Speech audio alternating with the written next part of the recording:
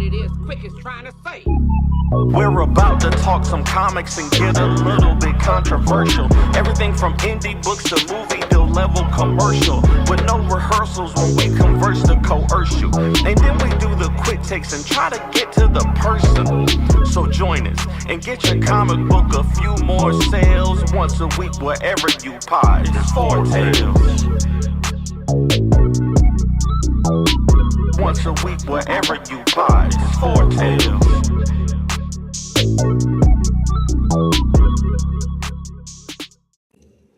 Ladies and gentlemen, boys and girls, children of all ages, Taurus Comics in collaboration with Fourth Wall Productions respectfully brings to you the 199th episode of the Four Tales podcast. I am your host, Kyrun Silva from Taurus Comics. Across the way is a yellow creative writer. I'm trying to think what else you do. That's it. I only write. I don't Well, do no, you anything do else. podcasts or streams. You do. You are a quiz host in a way. Yeah. The amazing Sarah White of Definite Article Creative.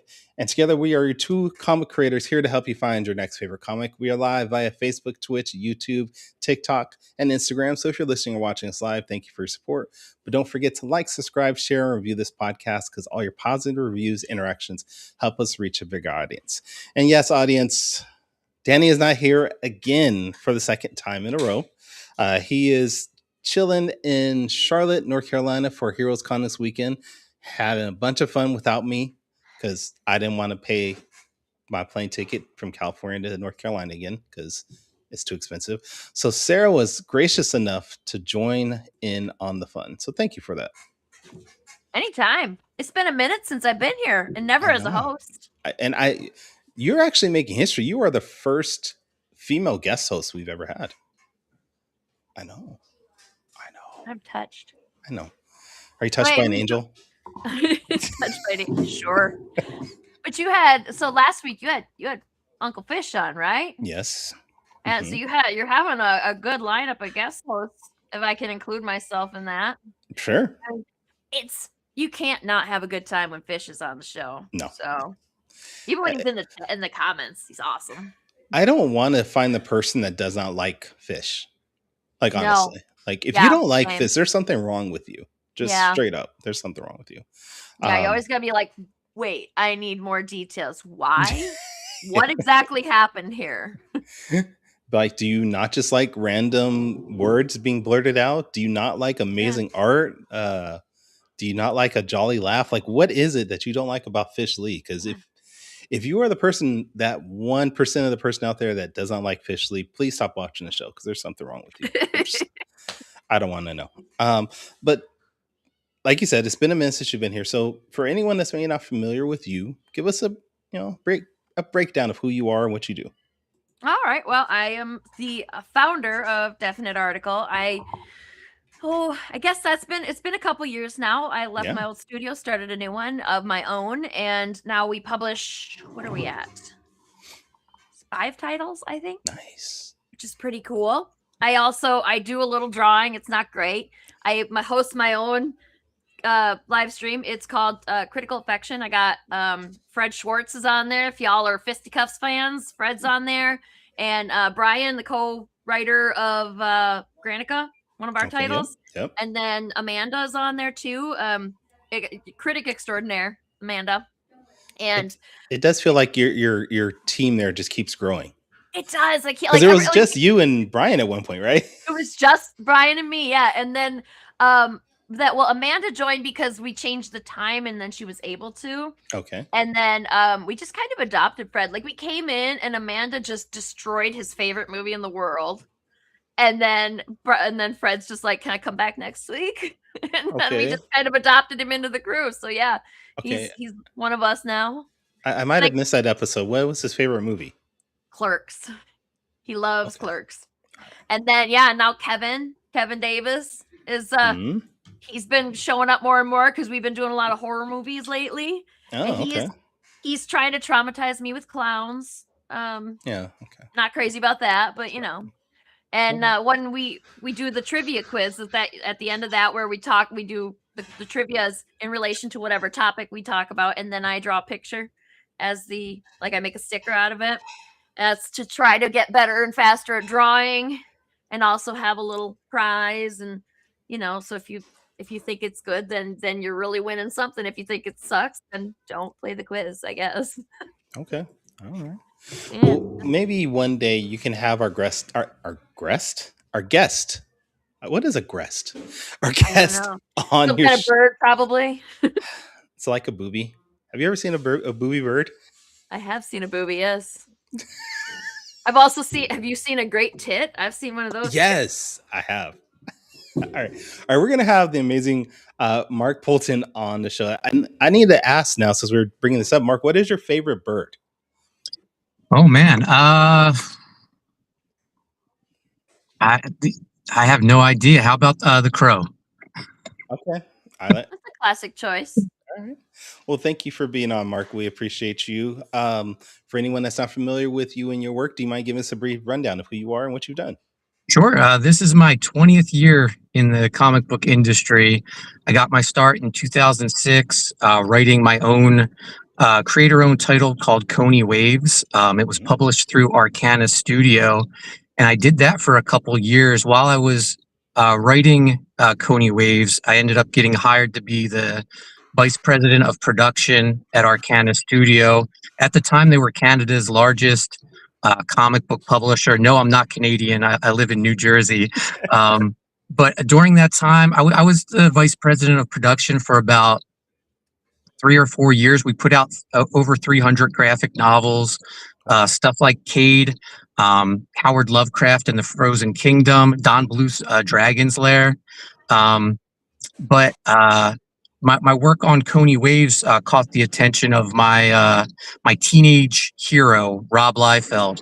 I was a fan over on his message board, and he took notice of the work I was doing on Coney Waves. And I remember it like it was yesterday. It was Thanksgiving morning, 2006. I got a phone call, and from a number I didn't recognize. I answered it, and on the other end, I hear, "Poulton, it's Liefeld. What's up?" He tracked my phone number down from other people on his message board, and he gave me a call, and he talked my ear off for 2 hours on Thanksgiving morning, just telling me like all these amazing stories, but mostly how I reminded him of I reminded him of a younger version of him, and he wanted to work with me. And he was thinking about bringing his character Evangeline back, and he wanted me to be the writer of it.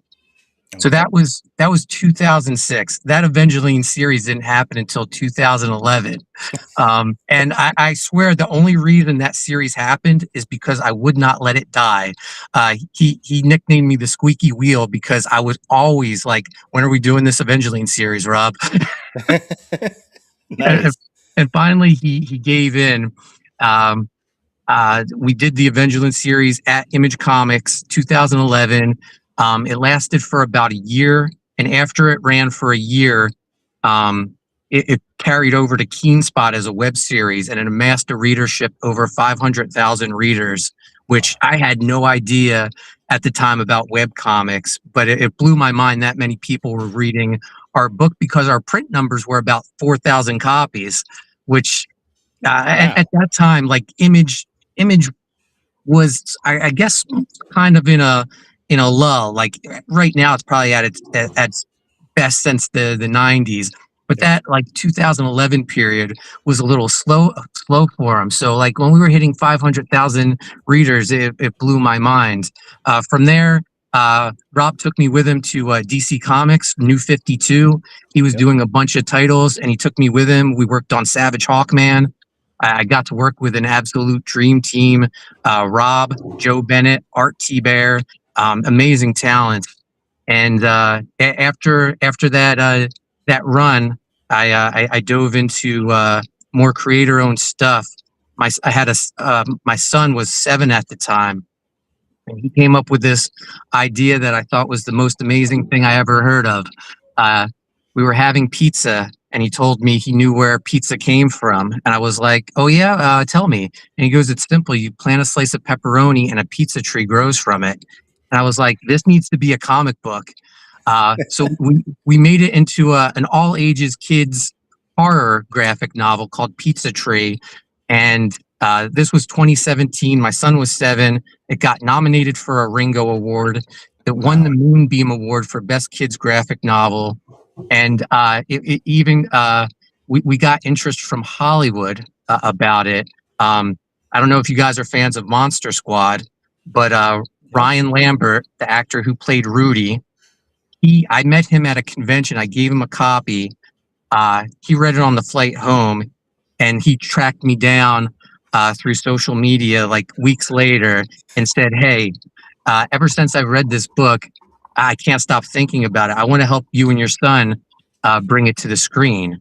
I was like, this is amazing. And at the same time, this director, Todd Lincoln, who worked on VHS Viral, the Sebastian Stan horror movie Apparitions, he had saw the book in Diamond's previews.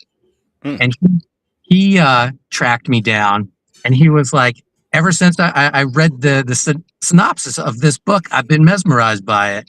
I want to help you guys make it. I said, well, we're working with Ryan Lambert. And he goes, I love Monster Squad. So I had Todd Lincoln and Ryan Lambert for years trying to make this into a movie. It never happened. I don't say it's dead yet. Ryan's still very enthusiastic about it, but when all this was happening, my son and I was like, we should take this like self-publishing serious. And we formed a company. We formed Haunted Pizza LLC. And ever since then, the last 9 years, we've just strictly been self-publishing our books through crowdfunding. And all our properties combined have crowdfunded over $1 million. We have books like Graveyard Shift, U.S. Assassin, Viking Wolf, Sea Dog, Loose Threads, and now we have our book that we currently have on Kickstarter, Hostile Assets. There's one constant thing in all our books. We just try to make the most fun books around. Nothing too serious. Just over the top action and beautiful artwork and beautiful colors. So that's my career, the short version of it.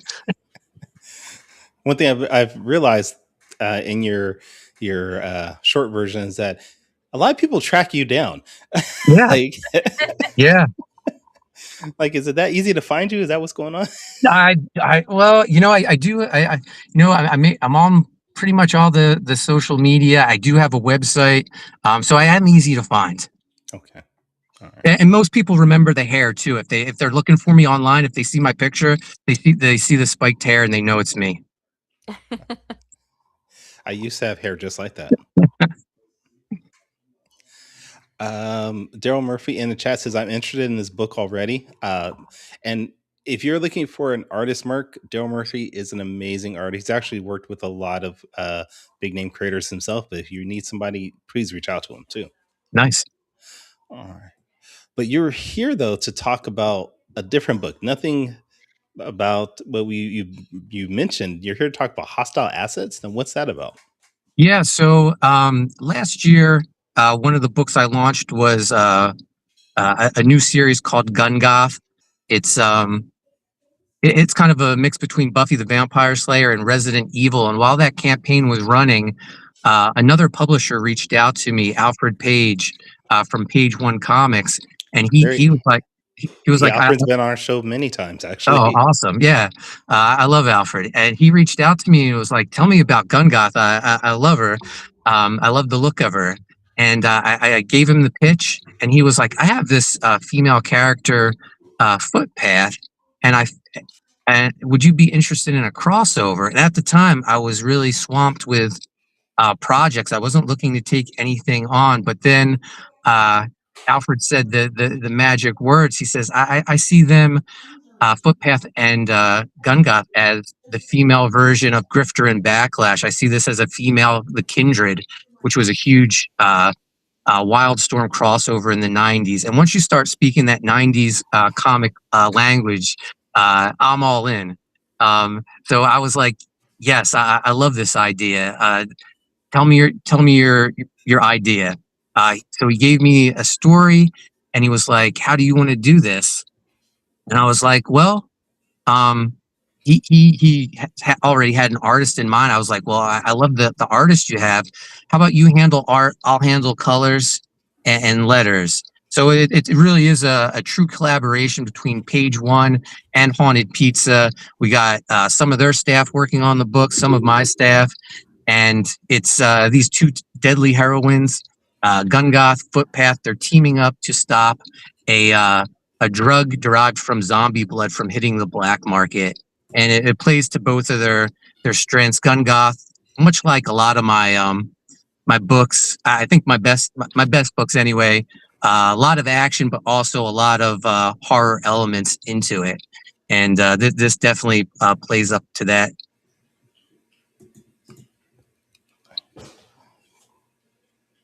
So yeah, we launched the campaign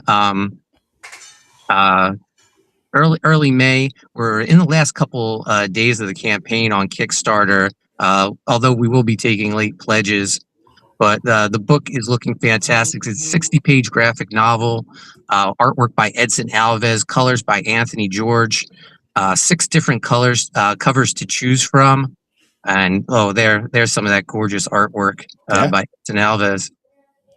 Definitely 90s influenced, if you can't tell. Yeah, I mean, this looks like what's that character from Top Cow? Aphrodite? Aphrodite X. I've been hearing that. So the thing with Gungoth is when we created the character, we wanted her to change her look up a lot throughout the issue. So in the first issue, she goes through 3 different looks, but the one everyone gravitates towards is that trench coat and green hair. Nice. So with this seemingly doing really well, I mean, you've already funded. You have 3 days left, a little bit less than 3 days, but you're more than funded. Yeah. Do you think you're going to maybe start reaching out to other indie creators and maybe do more collaborations? Possibly. I know Alfred. He has several ideas he wants to do with me. I said let's. Alfred is a hustler. He has so many fires going on, so many different projects, and I was like, well, let's get this done, and then we'll talk about the next one. Because I don't like having outstanding projects. I have to complete it and then fulfill it before I can commit to anything else. But yeah, definitely, I see a possibility of doing more books in the future, more crossovers. Yeah, I love this crossover with a blowtorch in this character. Yeah. So that's U.S. Assassin. So that's right. Besides just Gungoth and Footpath crossing over in this, we wanted to make it do a little bit of a world building. So characters from his universe are in it, characters from my universe, and we hint that U.S. Assassin and Blowtorch, their paths have crossed before. They have a bit of a history. So if there was another crossover between the 2 publishers, I think it's a good bet that would be the one that it is. I'm glad you brought up U.S. Assassin. So when I was looking at the research from you, I noticed with U.S. Assassin there was a connection with Roddy Piper. Yes. So U.S. Assassin is sort of my love letter to G.I. Joe. Okay. And G.I. Joe has Sergeant Slaughter. I wanted like my Sergeant Slaughter. And I had a friend who was doing a comic book with Roddy Piper's estate. And I was like, do you think you could introduce me to Roddy's wife? And he was like, sure, I don't see why not. And I told him my idea of what I wanted to do. And he introduced me to Kitty, Roddy's wife. I pitched my idea of how I wanted Roddy to be a mentor to the U.S. Assassin team. And she loved the idea. She granted me a license to Roddy Piper. So in volume 40, Roddy Piper shows up as the trainer of the new recruits. And while he's there, they take on a mission to space. And of course, Roddy, signs up sight unseen, is like, yeah, I'm going with you guys. So he takes off to space with the U.S. assassin team to rescue one of their teammates, and that started our relationship with the Roddy Piper estate. Roddy Piper was my. I'm a huge wrestling fan, but I never liked the good guys. I liked the bad guys. So All when the heels. everyone my age was all about Hulk Hogan and Hulkamania, no, I loved Roddy Piper, and so having Roddy Piper in my comic book, it was just a dream come true. And his family's been so supportive. They retweet everything that we do. And I'm hoping it's not just a one and done deal, that we can keep this reoccurring with Roddy Piper. And it's just great that you're able to keep that part of his legacy going, just keep him in the public eye, because Yeah. he's such an influential force when it comes to wrestling, especially from the 80s. Yeah. I mean, even though he had a very short acting career, people will just love him for what he did for the wrestling.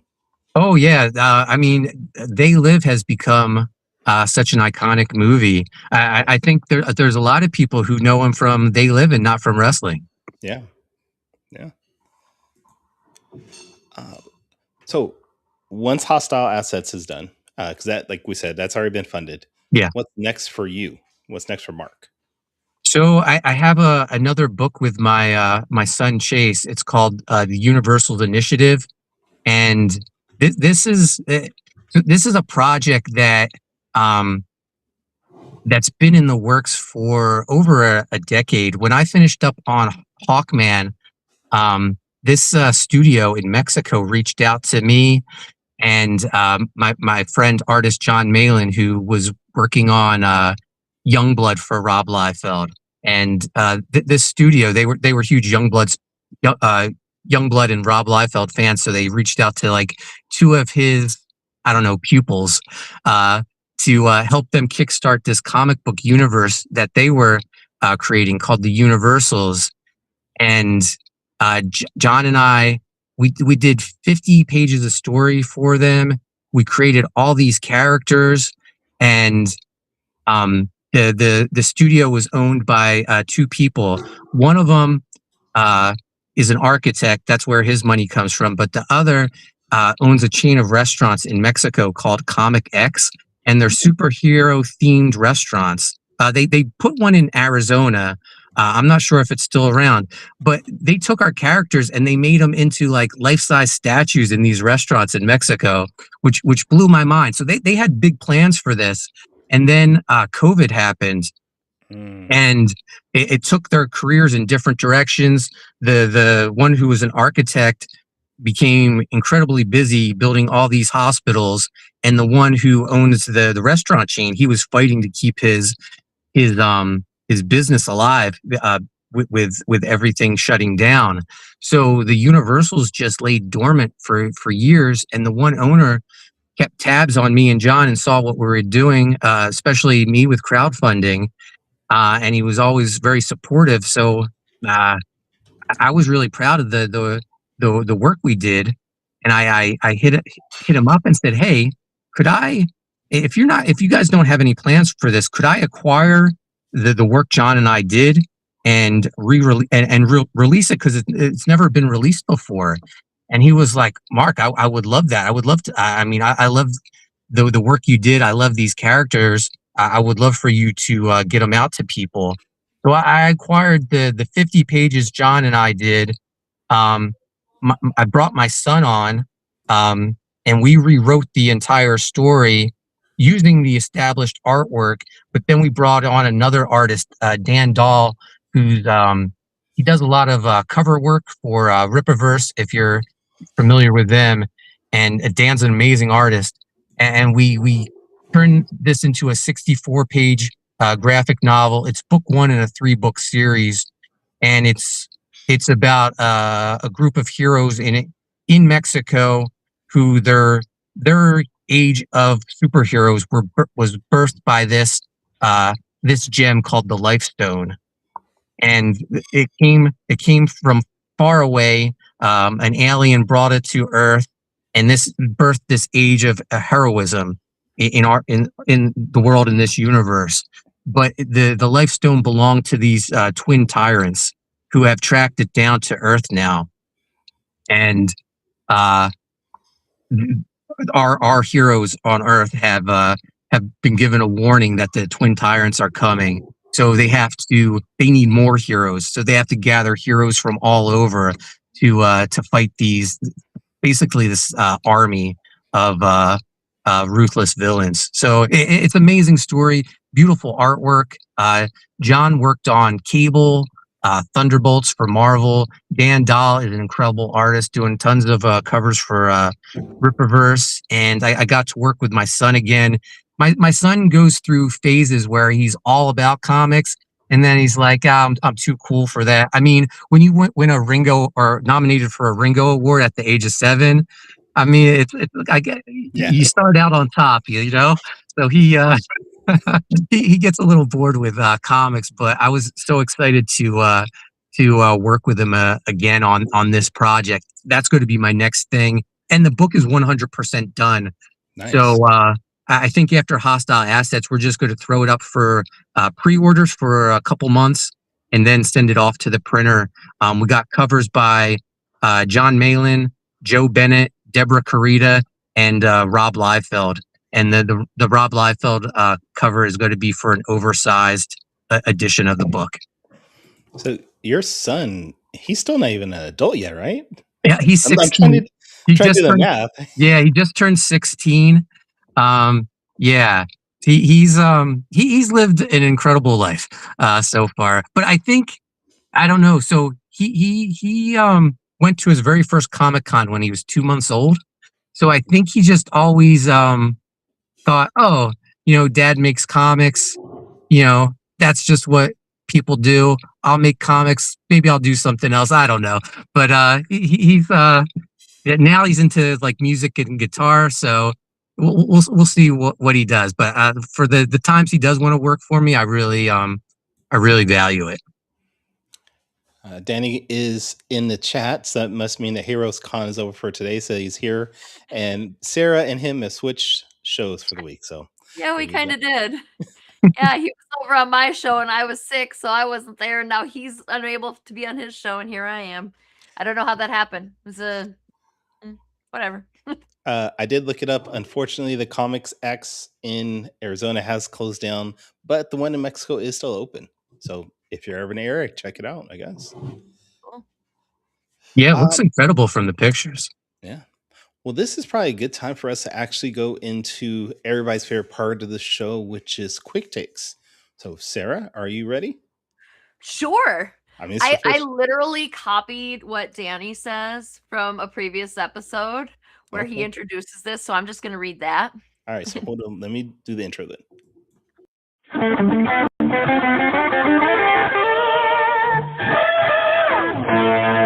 Quick takes. All right, so if you are not familiar with our show, never seen our show before, Quick Takes is a rapid fire section, usually hosted by Danny. This is his part. But basically, we're going to give you 5 questions. Each question you're going to have 45 seconds to answer. And Sarah has scoured the internet just like all your stalkers have. Personal information. And your phone number, though. Rob's a big old creeper. He found your phone number. Seriously. Yeah, go ahead. Take it away, Sarah. All right. Yeah, this is the homework that Kyrun made me do for this show. So, all right. Question number 1. You named your business Haunted Pizza. So what exactly is a haunted pizza? It would be an animated slice. It comes from a pizza tree. At the end, there's one slice left over, and he's sort of our company mascot. Okay. So does he have a name? Does the haunted pizza name? Home Slice. Oh, okay. That makes sense. Makes sense. Don't know what I was expecting there. But fair enough. Okay. I feel like there's a fascinating story behind haunted pizza that's more than just that. So that's another show. You can come onto my show sometime and we'll talk about that more. Sounds good. Okay. So second question. I was looking at your Instagram and I saw that you go and see a lot of bands that play in intimate venues, but you also go to a lot of larger arenas. So what's your favorite type of venue to go see one of these bands? I like the smaller ones because there's a possibility you can like meet the band at the merch stand. And my fiance and I, we collect signed vinyls, and she collects set lists. So our office is decorated with signed vinyls and set lists. She's amazing. She makes it her mission. She'll tell me, she goes, "I'm coming home with the set list," and she usually does. Most recent one, we went to see Fozzy, Chris Jericho's band. She left with the set list. So but- she came back with the list? Yeah. Did she get it signed by anybody? No, sometimes she does. Fozzy didn't they didn't mingle around with the people after the show. But yeah, I like the smaller venues, but big arena is amazing as well. I took my son like a week ago to see 5 Seconds of Summer in Hershey, and that was amazing. We were probably like two of a handful of men there, but it was amazing Not what I show. was gonna say. I guess I just assumed that all these things kind of skew either 50-50 or more guys. So that's interesting. Yeah. I don't actually know that band, so I guess I, reserve the right to be wrong on that. Yeah. I don't know any bands, so. I like the story that I keep telling about going see a band was Frank Turner and the Sleeping Souls. We went to that in Madison, Wisconsin, and the drummer, I can't remember his name, Nigel, I think is his name. He flung a drum head out, and it smacked me right in the gourd, and then some other girl just snatched it up and wouldn't give it to me. I was like, dude, he literally gave me a concussion. Don't I at least deserve the drum head? And then I tweeted him, and he actually answered. And he's like, "Next time you're at a show, I'll give you something new." So he gave me sticks once.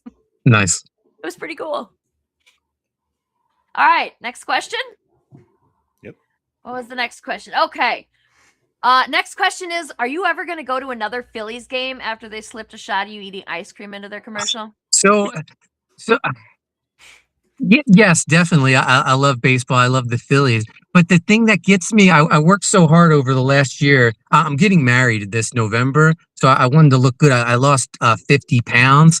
But of course, I make it into the commercial, like stuffing my face with ice cream. I mean, like, I don't think anybody looked at you. I think they were looking at that really happy-smiling child. But yeah, yeah, kind of did you dirty there. Yeah, definitely. I had to look it up and see what it was. I saw it. It's like honestly, it's not that bad of a picture. Like, yeah, you are shoveling ice cream into your face, but it's not a bad picture. Yeah, but yeah. So right next to me, right next to me is my brother. He has Phillies season tickets, so he takes me every now and then.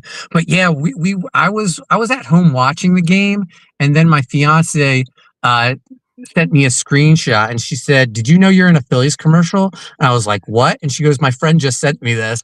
And of course, so I sent it to my brother, and he finds the commercial on YouTube. The Phillies are hosting the All-Star game, so we made it into the All-Star game commercial, which is pretty cool. Yeah, even if it isn't the most flattering. No, not flattering at all. Yeah, and I looked at it, and I thought, he doesn't have to worry. He looks fine in that. You look fine in it. Yeah. I was like, it is. I can definitely understand the self-consciousness, but you look fine in it, and nobody's looking at you anyway. They're looking at that adorable kid. Yeah, definitely. Oh yeah. So okay, what was my next question? I lost my spot. Okay, here we go. On my show, we talk movies and TV shows, and we've been talking a lot about horror lately. So in a nutshell, I noticed that you've got a lot of horror movie stuff up. So what is your opinion on the current state of horror movies in 45 seconds? Oh man, I love Obsession, Backrooms. This indie horror that we're getting right now is amazing. but I'm also a fan of like slasher films. I was so excited for Scream 7. It let me down a little bit, but I can't wait for Terrifier 4. I just love horror. Every Sunday, the Haunted Pizza Horror Movie Club, my friends and I on YouTube, we review horror movies, usually terrible ones that you can find on Tubi. But yeah, the Backrooms and Obsession right now are incredible. You know, that's interesting that you say that because I've heard nothing but like super polarizing stuff Yeah. for the Backrooms one. Like people either think it's garbage or they think it's amazing. There's not been a lot of lukewarm opinions on that, so that's interesting. And I'm dying to watch Iron Lung because I hear that one's great too. Oh yeah, I love that as well. But my son was a fan of Markiplier, and I know I'm going over 45 seconds, sorry, but he made me watch like a couple hour playthrough of that video game, Iron Lung, and I feel like if you don't have all of that knowledge going into the movie, you're like, what is this? Oh. Yeah. Well, still gonna watch it, but maybe I won't get it. I don't know. And in your defense, I did ask you that, or I did like lead more than 45 seconds worth there, didn't I? All right.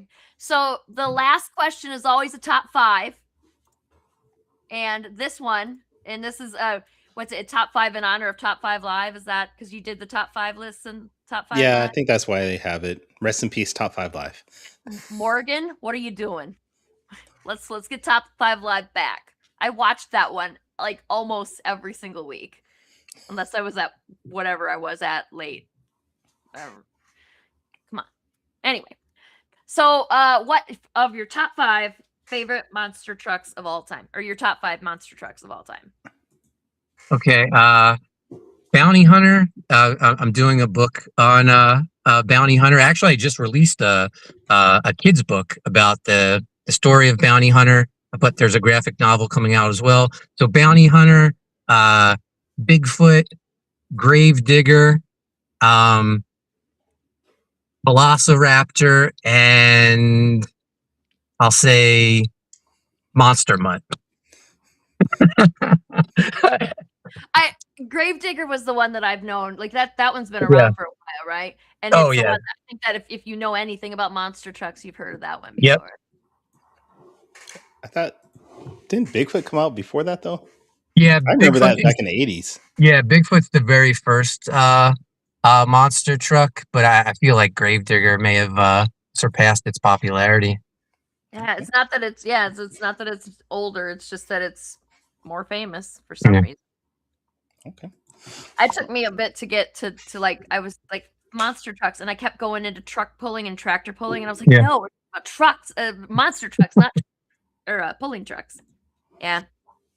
We used to watch Art Our Funds and the Green Monster like twice a year. We used to go to the tractor pulls and awesome. Yeah. Well, we appreciate you doing that, Mark. This week's Quick Takes were brought to you by 5 Star Comic Con. 5 Star Comic Con is less than, how many more days is it now? We have 8 days, 6 hours, 21 minutes, and 15 seconds to 5 Star Comic Con. Please come down to Dayton, Ohio to meet myself and Danny J. Quick and a bunch of other amazing comic creators for the 3rd annual comic convention. But we appreciate you being on, and we want to make sure that our followers and our listeners, follow you and everything that you're working on, Mark. So where's the best places online for them to do that? You can find me on X and Instagram at Coney Waves, name of my first comic book. Also, I have my own YouTube channel, Primetime Poulton. Every Sunday, we talk horror movies on the Haunted Pizza Horror Movie Club. I have creators on as well to talk about their comic book projects. And I post a lot of Monster Truck shorts as well. Okay. All right. And Sarah, I appreciate you again for being a guest host today. Where's the best places online for people to check you out and keep up with your work? Facebook, Instagram, Threads, those are all at Definite Article Creative, and Blue Sky. I'm on Blue Sky at definitearticlecreative.com. I need to hop on a Blue Sky. Everybody seems to be using it. I know Brett Booth is on there a lot. and I love his work, so I want to keep up with him. I like how you can get on there and you can say stuff and it's not going to get suppressed. It doesn't like there's algorithm is completely different from like Facebook and Twitter and all them. Like it's totally different. All right, I will check it out. You can find me at tauruscomics.com. And this, you can find me on all social media platforms at Taurus Comics. And this is the first time you've ever checked out the Four Tales podcast. You can go to our website, fourtalespodcast.com. That is the number 4, TALES podcast.com. All right. So next week, we are not having a show on Friday. Just so everybody knows, we will not be at our same bat time next week, Friday. We will have our show Saturday. We don't know the time yet because we're still working with the venue at 5 Star Comic Con to figure out when and where. But we're going to do a live show at the event somehow. We don't know how we're going to do this. We're going to do it somehow.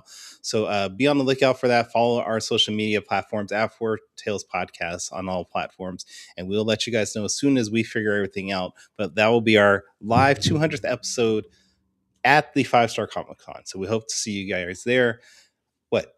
If I wasn't already feeling enough FOMO for not going to 5 Star Comic Con, and now you're just making it worse. Sorry. I'm sorry. You can come to next year's event. I really, really, really wanted to come this year, and I just couldn't make it work. But next year for sure. Next year. All right, everybody. Well, join us next week, like I said. But until then, everybody, sayonara, goodbye, and please take care of yourselves. Music provided by my brother, Quix Made It. Find him online in YouTube, Instagram, and SoundCloud. I want to know what it is Quick is trying to say.